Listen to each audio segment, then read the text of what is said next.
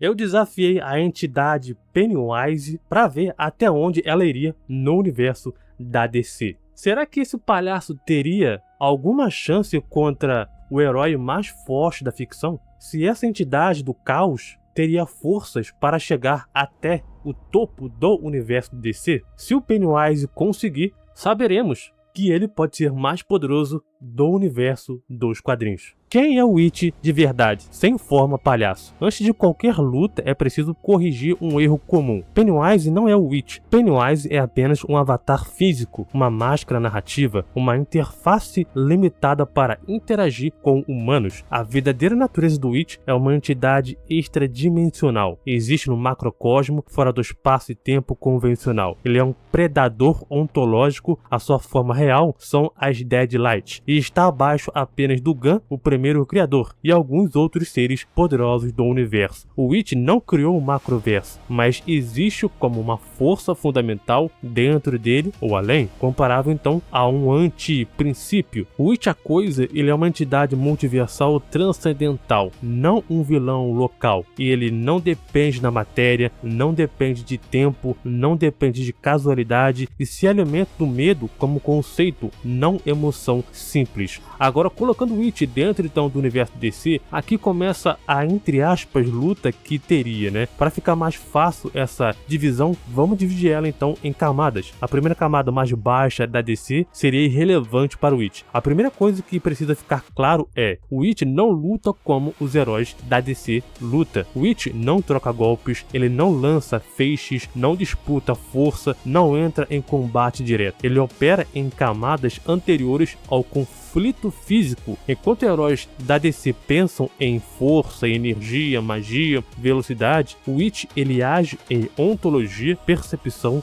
identidade e narrativa. Ou seja, a luta termina antes mesmo de começar. E como o It ele ataca de verdade? A contaminação conceitual. O It ele não aparece fisicamente. Ele se infiltra nos medos fundamentais, identifica arquétipos psicológicos, ataca o significado existencial do alvo. O importante não é medo comum, é medo de não existir, medo de perda de sentido, medo de fracasso ontológico. Ele quebra a identidade. Muitos heróis da própria DC são construídos em torno de símbolos. O It ele distorce o símbolo, corrompe a narrativa interna, faz o herói duvidar da própria função, e um herói que perde essa função simbólica já perdeu. Consumo indireto. Claro que o It, a coisa, não mata a maioria. Ele enlouquece, neutraliza, paralisa, aprisiona em estados de terror eterno. Humanos, meta-humanos, lanternas, deuses locais seriam também derrotados. Por exemplo, o Batman. Batman não tem medo. Errado. Batman ele é movido por medo. O It ele faria a assimilação, assumindo então a forma de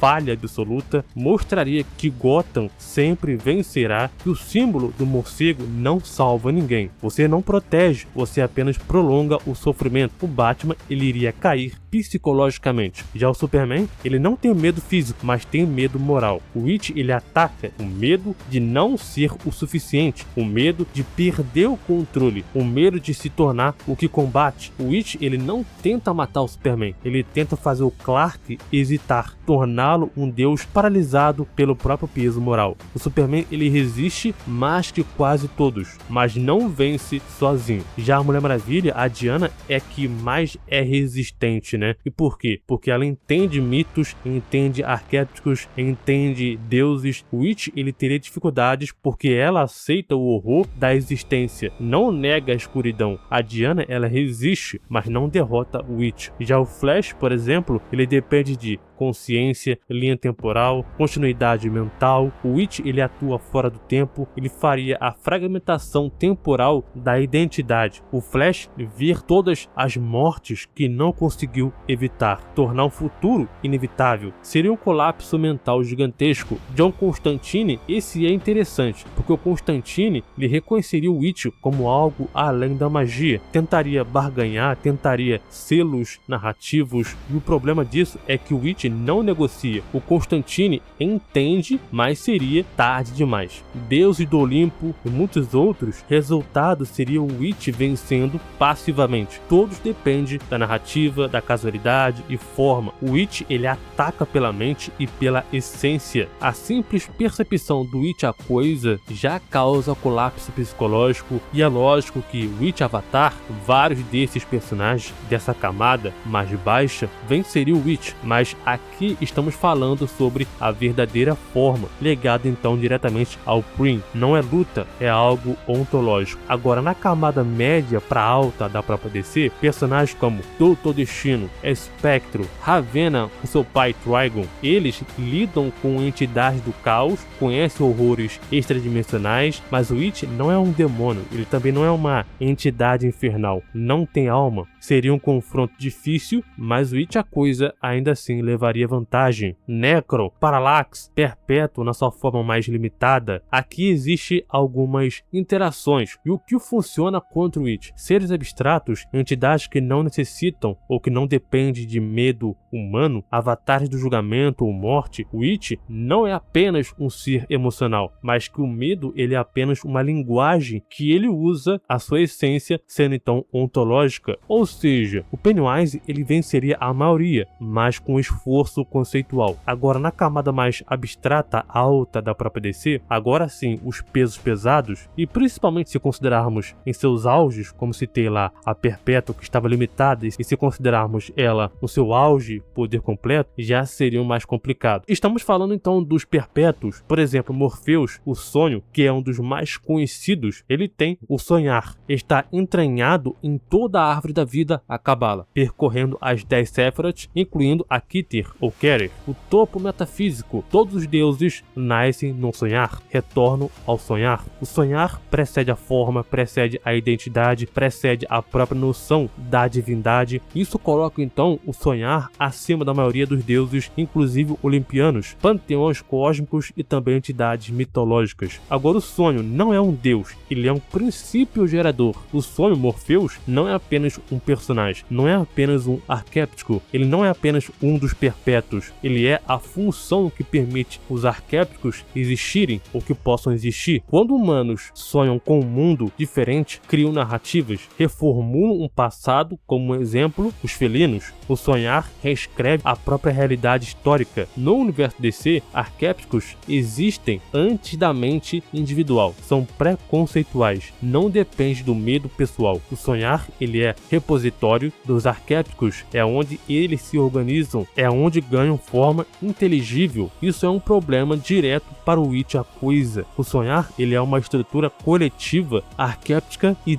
transindividual. Mas o Witch a coisa transcende histórias, Thiago. Isso muda algo? Sim, o Witch, ele existe fora da narrativa local, sendo então predador do macroverso do próprio King, e não depender de universos específicos. Mas o Witch não é um princípio gerador de arquétipo universal. O Witch, ele não organiza o inconsciente coletivo. O Witch, ele não é o local onde conceitos nascem. Ele consome, distorce, corrompe, mas não funda. Ou seja, todos os deuses têm um começo e um recomeço no reino do sonhar. Mesmo Zeus, Júpiter e outros devem a sua existência ontológica ao sonhar. Existem entidades atrás dos deuses e essas entidades residem no sonhar. Logo, o sonhar não depende de deuses. Os deuses dependem do sonhar. Isso coloca então Morpheus acima de qualquer um que opere apenas como predador, mesmo então extradimensional. Agora, o Witch ele conseguiria entrar no sonhar? Sim, o Witch ele é um ser extradimensional, metafísico e pode interagir com planos abstratos. Agora, dominar ele, não. E por quê? Porque o sonhar não é um território, ele é uma função estrutural da criação. Mesmo quando Morpheus morre, o sonhar continua. O Witch não tem como corromper todos os arquétipos simultaneamente, consumir o inconsciente coletivo, apagar a fonte onde as ideias nascem. Morpheus ele tem a vantagem estrutural sobre o Witch a coisa, não porque o sonho vence uma luta, mas porque o Witch não pode finalizar, não pode consumir consumir, não pode apagar. O máximo que o Pennywise pode fazer é sobreviver, resistir, causar distorções locais, ferir manifestações do sonhar, mas não derrubar o reino do sonhar, destruir os arquétipos universais, apagar a função do sonhar na criação. O sonho não destrói o It, mas o It também não consegue atravessá-lo por completo. O It devora o medo, mas o sonho é onde o medo nasce, morre e também reinventa, e quem controla a origem não precisa vencer a criatura. Monitor Mind over Void, em sua camada mais externa, Lucifer Moonstark, onde Lucifer não é uma entidade pré-criação, nem absoluta. Ele surge após o início do tempo, junto então com os perpétuos. Como então o arquétipo depende da crença coletiva. A sombra junguiana, onde o rebelde, o diabo, a sua experiência, ela é então narrativa e também simbólica. Seu nome está no livro Destino, e se apagado, ele deixa de existir. Mesmo extremamente poderoso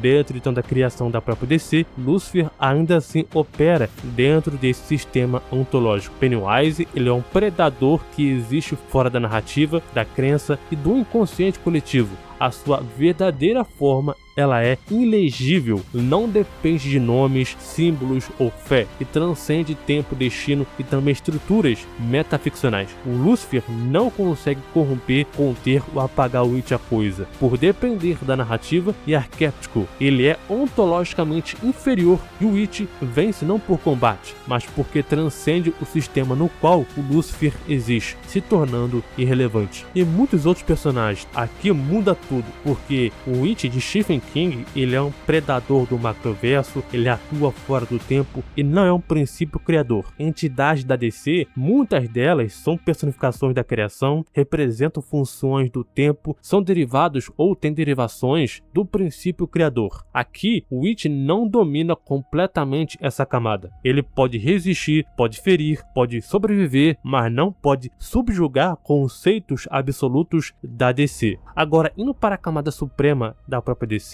é onde o It para. Aqui estão a Pralaya, por exemplo, onde a Pralaya, ela é o nada absoluto que precede toda a criação e permanece após seu fim, existindo antes mesmo da própria presença. Ela não luta, ela não reage, ela não disputa em poder. Ela substitui a existência pela não existência. Seus efeitos anulam o espaço-tempo, vida, morte, magia e narrativa, destruindo todas as direções do espaço-tempo e absorvendo toda a criação. Mesmo frações do seu poder, os gremlins do tempo já superam entidades e magos de altíssimo nível, que são conceitos corporificados e regeneram infinitivamente e estão além do bem e do mal e vida e morte. O It, embora ele seja um predador ontológico extradimensional muito poderoso, ainda assim opera em relação à existência. Ele consome o medo, significado, identidade e narrativa. Isso pressupõe que algo exista para ser devorado. Contra a Pralaya, não há percepção ou estrutura ontológica. A Pralaya anula o It por completo. Temos também a fonte, o autor implícito, o Overvoid em totalidade, a grande escuridão primordial e vários outros. Vamos usar então, por exemplo, o Overvoid e a fonte. O Overvoid ou Overmonitor primordial é o vazio absoluto e perfeito, a página em branco que existe antes e fora de toda a criação. O multiverso DC, com suas histórias, conflitos e narrativas, é visto por ele como então um defeito. O Overvoid não possui mente, medo, identidade ou narrativa. Por isso, não há interface ontológica para o It agir. O It não é derrotado ali, ele simplesmente se torna irrelevante sem espaço conceitual para existir. A fonte é o mesmo princípio em dois modos: o vazio supremo, equivalente ao Overvoid, pré-dualidade, a luz da fonte, a primeira emanação criadora que dá origem ao multiverso, como então criadora e também sustentadora do significado, onde a fonte está acima do It, que é um predador, consome o medo e narrativa, e não o princípio criador. O It ele pode devastar vastas camadas da DC, mas não alcança os níveis absolutos. O Overvoid é a folha e a fonte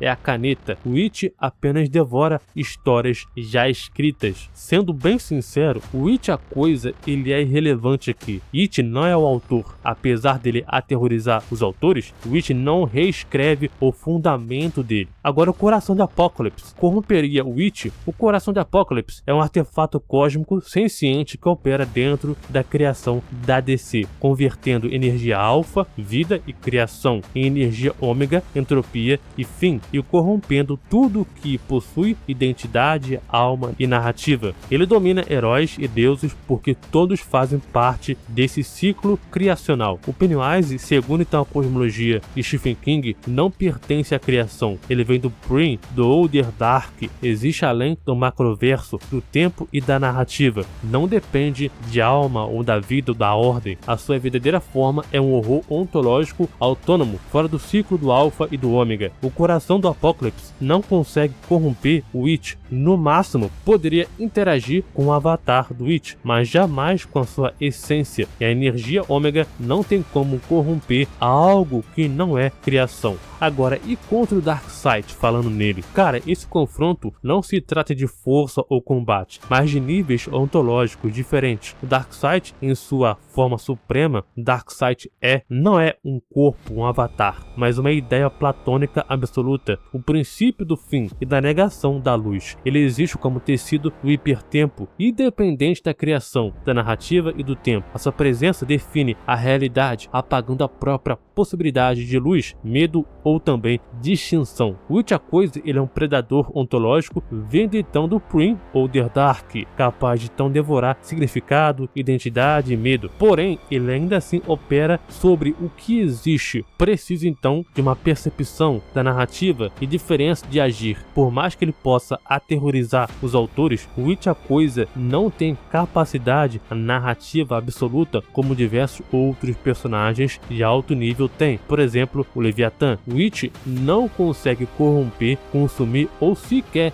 enfrentar o Darkseid absoluto, principalmente agora em DCKU. Darkseid, ele vence por definição e não por combate. Ao existir, ele elimina o espaço ontológico onde o It poderia operar. O It se torna irrelevante, enquanto Darkseid permanece como fim que subsiste quando tudo o mais se apaga. O It, ele afetaria a sexta dimensão. A sexta dimensão é o plano mais elevado da criação da DC, localizado no limite do multiverso, galáxias prometenianas e abaixo da muralha da fonte. Apesar da metanarrativa e um reino de impossibilidade, ele ainda assim é um plano de existência sustentado pela fonte e pela lógica da criação. O It, a coisa, ele existe fora da criação, vindo então do Prim e do Older Dark, não operando por hierarquia dimensional, nem subindo camadas. Por isso, ele não entra fisicamente na sexta dimensão, nem a destrói por completo. O It, ele pode afetar parcialmente a sexta dimensão, estabilizando conceitos, observadores, avatares e também a narrativa local, mas não consegue destruir ou então apagá-la da criação do universo DC. A sexta dimensão é o teto da existência. O It existe fora desse edifício. A grande questão é, o It perdeu para crianças, então ele é fraco? Não. Esse argumento não funciona em escala cosmológica. O ritual de Chud não foi força física, foi um combate metafísico, com o auxílio do Maturin e do Gun indiretamente. Em um ponto específico da torre, isso não escala o It para baixo, apenas mostra que ele pode ser enfrentado em condições extremamente específicas, ou seja, até onde o It iria no universo DC. Ele domina personagens físicos e cósmicos, derrota entidades metafísicas intermediárias e não domina os princípios, não supera autoridades criacionais do universo DC. Considerando todo o universo DC, do nível mais baixo ao mais alto, Pennywise, a sua forma verdadeira, o conceito e tudo mais, ele teria cerca de 72% de vencer todo o universo DC. Ele devasta a maior